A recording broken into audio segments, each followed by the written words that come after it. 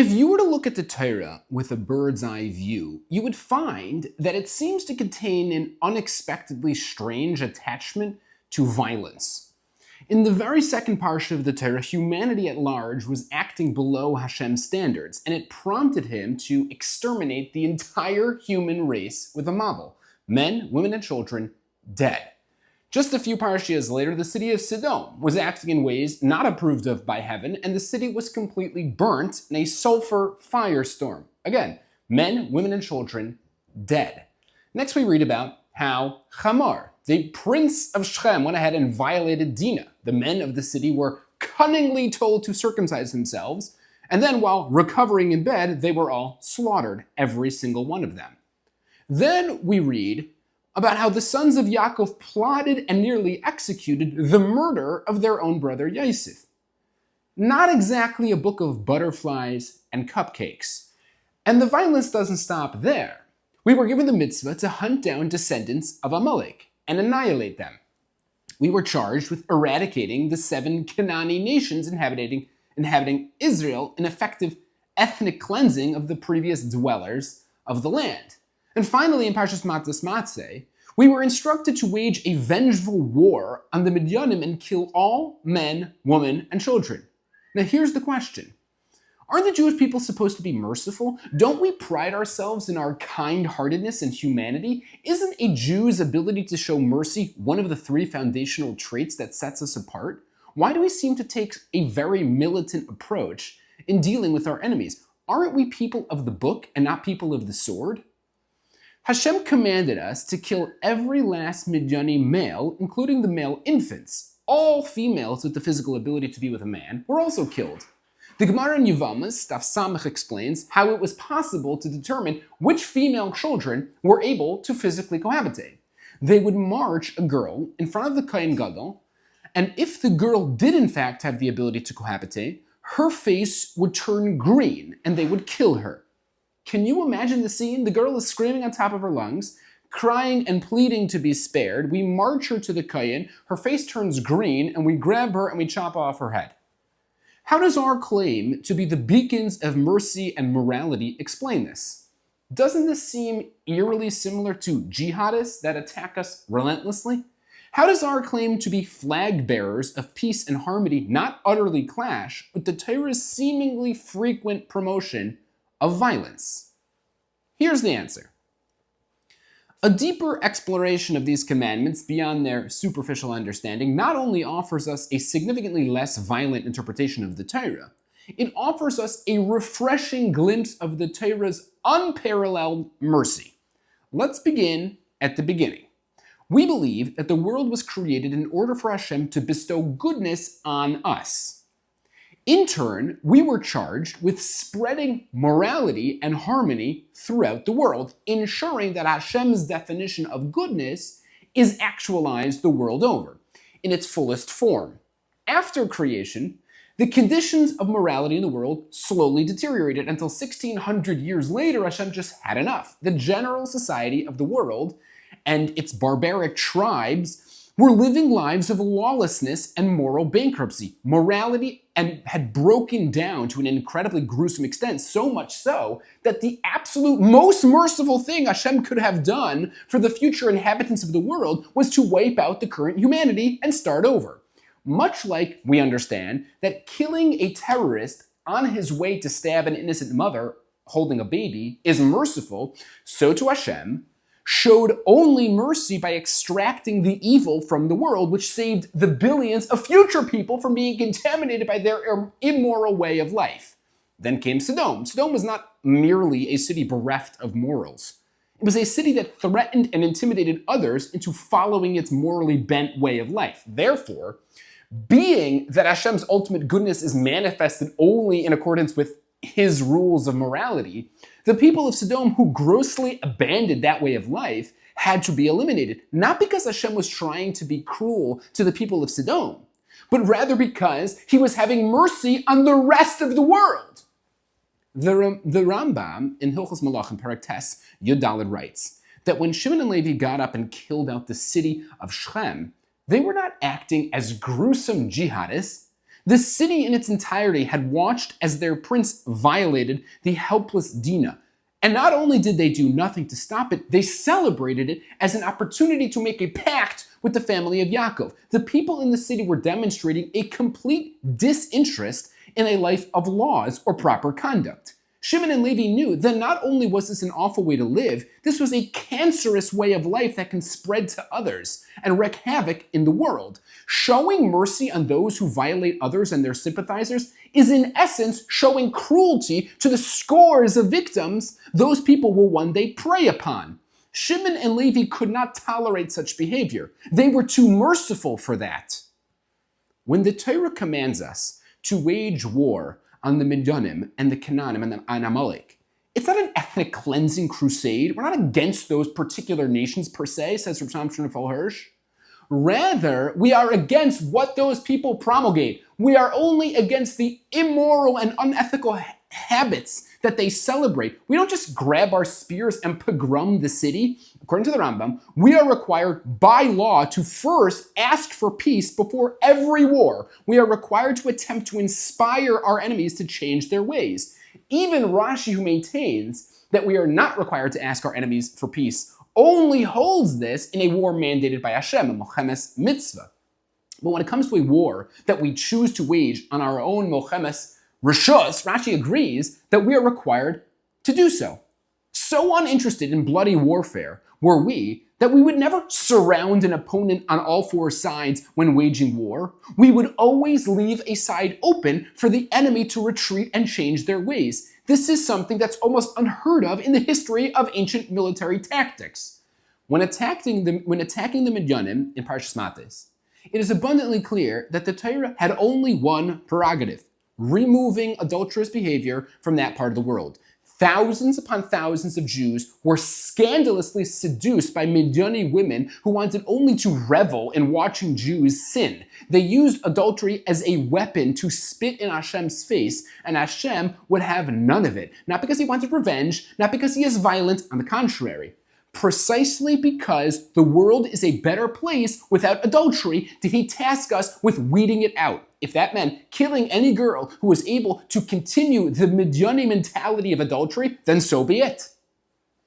The biggest proof that Hashem's sole interest in waging these battles is the complete eradication of immorality from the world is the fact that he gives us Jews the very same warning he gives the other nations of the world. If we act in a morally corrupt way, we too will feel Hashem's wrath. This is demonstrated pretty clearly by the law of Ir Hanidachas, a city so morally corrupt it must be razed to the ground. We are charged with destroying a city filled with Jews. If those Jews had lost their moral way, those Jews can be our siblings, they can be our relatives, our friends. It makes no difference who those people are. Hashem commands us to destroy it. Sounds cruel? It's interesting to note that one of the only times Hashem mentions mercy in the entire Torah is his promise that the people that wage war against the Ir Hanidachas will not subsequently become cruel people, and we will be rewarded with having heightened mercy of other people. By demonstrating the ultimate mercy, by weeding out the Ir Hanidachas, Hashem rewards those individuals in kind with lives of nothing but mercy. Hashem requires us to carry on lives of love and compassion even while waging war on our enemies. Failure to do so is met with Hashem's wrath. David HaMelech was not granted the rights to build a Beis HaMikdash. Why? Because despite, for the most part, waging wars that were mandated by Hashem, he, on his lofty level, did not display enough internal mercy while fighting those wars. Because the Torah is the blueprint to a moral, ethical, and merciful world. These three ingredients fill the world with goodness. We are tasked with promulgating them as well as weeding out those that don't, not out of love of violence, but out of sheer mercy for humanity. No nation in world history can claim to be as merciful as the Jewish people. The numerical value of the Hebrew word for mercy, rachem, and the name of our forefather Avram are the same, 248. Mercy runs in our blood. While nations of the past were steeped in immorality of the worst degree, the Jewish people, by and large, were holding Hashem's torch high and shining its light to the rest of the world. You don't need to look very hard to find examples of history's muddied morality and cruelty. For a sad majority of world history until surprisingly recently, handicapped people were not only dealt with unkindly, they were often burnt and hung and strangled to death. Huge numbers of countries throughout world history, including the majority of what we would call sophisticated and developed ones, believed that infanticide, the killing of unwanted babies, was morally okay. Both Aristotle and Plato believed in it. Between the years 1500 and 1700 alone, an estimated 8 to 20 million women suffering from mental handicaps were put to death. The Egyptians built their cities while throwing babies into the Nile. The ancient Chinese Empire built the Great Wall of China while mixing prisoners and enemies into the very cement of the wall. The Romans entertained themselves in their Colosseum watching innocent people get killed by bears and lions. Child sacrifice, perhaps history's most grotesque example of its immorality and ethical decay, was found all over the world. The Mayan, Toltec, Aztec, Olmec, Chimu, Inca tribes all practiced child sacrifice on a disturbingly large scale. Archaeologists in 2005 discovered mass graves of 1 and 2 year old children who had been sacrificed at the base of the temples in Comacalco, and the Skinny Band of the Pawnee tribe, as recently as the mid-1800s, conducted morning star ceremonies in which a young girl was kidnapped, placed on an elaborate scaffold, and when the morning sun was about to rise, the girl's chest was cut open while the onlooking men shot her with arrows. Writings of Plato mention that the Carthaginians performing child sacrifice, as well as child sacrifice taking place all over Africa. So you're going to say, well, you're bringing examples of things that happened like thousands of years ago.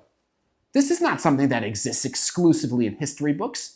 Modern-day Uganda, Mozambique, Mali, all continue the practice of ritual killing. In the city of Kampala, businessmen pay huge sums of money to a healer who abducts a child and then murders it and then places its body underneath the foundation of their building as a good luck charm to their gods. Completely, utterly despicable. The Torah abhors such behavior. The Torah states unequivocally that we are never to give our children over to Molech, an ancient god whose worshippers offered their own firstborns as sacrifices, and the Torah does not elaborate because it does not need to.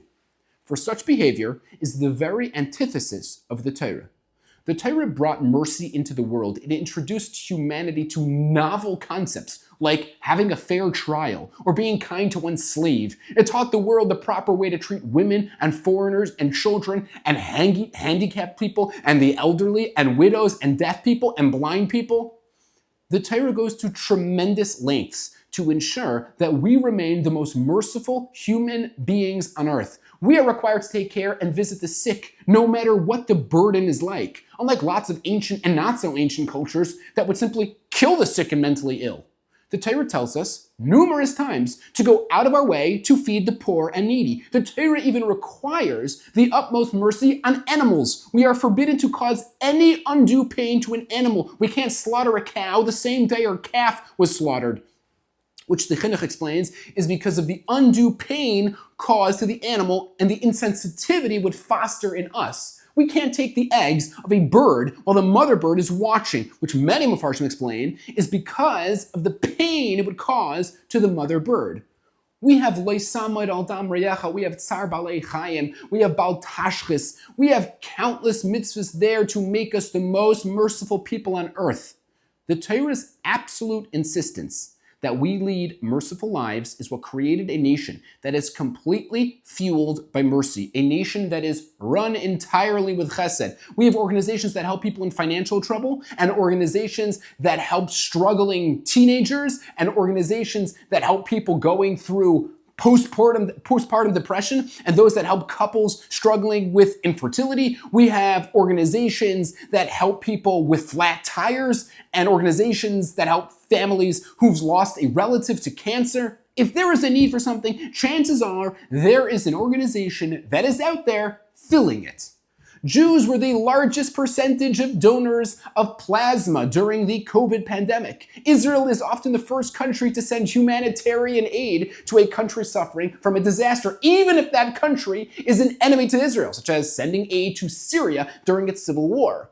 Eli Beer, the man behind the United Hatzalah, has helped hundreds of countries in quickening their emergency medical response time, which effectively saving millions upon millions of lives every year. And this is all in addition to the thousands of individuals who, without any fanfare or attention, take it upon themselves to visit the sick and encourage prisoners and cheer up the elderly or raise money for every cause under the sun, not to mention the hundreds of groups of people who have taken it upon themselves to pray and to shed tears and to daven for those suffering. One can only look at the Jewish people and be in sheer awe of the mercy that flows through their collective veins. Jews are never charged by Hashem to be cruel. It's precisely our commitment to mercy that propels us on occasion to weed out those that promulgate cruelty. Now listen to this. The history of Shechita is a dramatic example of the Jewish people's steadfast commitment to mercy at all costs. In September of 1893, the country of Switzerland became the first country to formally introduce a legislative ban on shechita. Arguing that it was cruel and insensitive to the animal, the Swiss were out to ban it entirely, and thus began a long and systemic crusade to label Jews as a cruel and merciless people who revel in the pain and blood of animals. And this anti-shechita tactic became quite popular in Europe, and it was the perfect pretext for attacking Jews on the grounds of being cruel. This continued with bans in the Kingdom of Saxony and Bavaria in February in 1894, in the Landtag of Schwarzenberg in July of 1897, and the German Reichstag in 1898. On April 21st, 1933, the Nazis outlawed shechita in the entire country. And Theodor Frisch explained and promoted the Nazi position in his book, which published 39 editions and 200,000 copies by the year 1935, and in it he wrote, "The Jew denies the existence of cruelty in their ritual slaughter. Considering that the Jew has no mercy for human beings, it is unsurprising that he possesses no pity for the animal." One of the greatest ironies in all of human history was the fact that the Nazis were fanatic animal lovers. Utterly obsessed with animal warfare, Germany had the strictest and most far-reaching animal protection regulations in Europe. A German caught abusing an animal would be sent to a concentration camp as punishment. Joseph Goebbels wrote in his diary that Adolf Hitler was a vegetarian and a passionate animal lover. He also said that Hitler was planning, after German victory in the war, to ban animal slaughterhouses altogether. The Nazi ban on shechita in 1933 effectively stopped the consumption of meat for the Jews in Germany. Dozens of Jewish people protested and campaigned that shechita was in fact a human method of killing animals for beef. But unsurprisingly, those complaints fell on deaf ears. The Germans required knocking the animal unconscious before butchering it, a method prohibited by the Torah. So the Jews looked for neighboring countries to import meat. But the Germans banned all meat from Poland, Lithuania, Czechoslovakia, Hungary, Yugoslavia, and Romania. So these Yidden were stuck. The German Jews attempted to find a new method that would satisfy both Jewish halacha and German law. And because the German legislation did not ban shechita outright, but only required the animal to be rendered insensible prior to the shechita, the German Jews experimented with various stunning methods that would not make the animal a treifa. They experimented with electrical shocks and nitrogen inhalation, which were both found to be unsatisfactory by the leading German rabbanim of the time. And one day a breakthrough was discovered by a man named Bruno Kisch, a professor of experimental pathology at Cologne University, and he used an injection of Unicron, which both rendered the animal unconscious and caused no harm to the animal at the same time. So the method went through extensive testing and seemed likely to get the support of the halachic authorities of the time. And ecstatic, the German Jews called together the rabbanim to discuss this method and hopefully allow its widespread usage throughout Germany, ending the poor Jews' dearth of meat. But in November of 1938, as the date of the meeting was drawing near, an outbreak of violence occurred near the homes of the meeting attendees, gently discouraging the meeting from taking place. The Nazis were not interested in finding the most humane way to slaughter cows. They were looking to slaughter Jews. Cutting off their meat supply was a step in the direction of slaughtering 6 million Jews. A bunch of rabbis and a sympathizing scientist would not be allowed to get in their way. 6 million deaths later, the atrocities of the Holocaust eventually came to an end, and although the Nazi political party crumbled, some pre-war ideologies survived the Nazi defeat, and one of them was the anti-Schlitte Jews are cruel to animals idea. In modern-day Denmark, Schlitte is only allowed in the presence of a state-licensed veterinarian. As the case is in Ireland and the Netherlands and in Finland and in Spain, to this day, religious slaughter is banned entirely in Switzerland and Norway and Sweden on the basis of cruelty to animals. But as the Schlitte debate throughout Europe raged on, constantly being used as a club on the Jews' heads, there were individuals who were fed up and decided to put it through a test to show the world once and for all. There were people who got together in Italy and performed a test referred to as the ELISA test, which was able to determine the exact plasma cortisol levels in an animal while going through the Schlitte process. They would hook up an animal to a device and it would essentially determine how much pain the animal was feeling and for how long. And what they discovered shocked the world. The traditional stun gun slaughter process caused more pain to the animal than did the Jewish way of Schlitte. Suddenly the world had tangible evidence that an animal experiences less pain for a shorter time with Schlitte than any other method. This shocked all but the Jews. For the Jew knows that there is no more humane way of life than following the life described by the Torah. It was, it is, and will forever be the ultimate authority on defining mercy. Even the Torah's command to wage war is not a crusade using violence as a way to shove our religion down the throat of others. It is a charge to ensure that universal mercy is what reigns supreme. The difference between Jewish Schlitte and the world's method is a mere few seconds of pain. And yet, the Torah, in the strongest manner, forbids us to use their slaughter methods. Why? Because for us, a few seconds of pain is too much pain. And being the most merciful people on earth, no amount of pain is ever overlooked. Call us outdated, call us cruel. The world will one day see who are the only merciful ones left standing. The average response time of ambulances in the United States is 7 minutes in urban areas and 14 minutes in rural areas. The average response time of Hatzalah is 90 seconds. Because when you are that merciful, you figure out a way to be there and be there fast. The FBI recently published its annual crime report. Do you know which city in America with at least 100,000 inhabitants has the lowest violent crime rate? Yep, you guessed it. Lakewood, New Jersey. The city with the highest concentration of Torah Jews in the United States happens to have the lowest violent crime rate. Coincidence? I doubt it.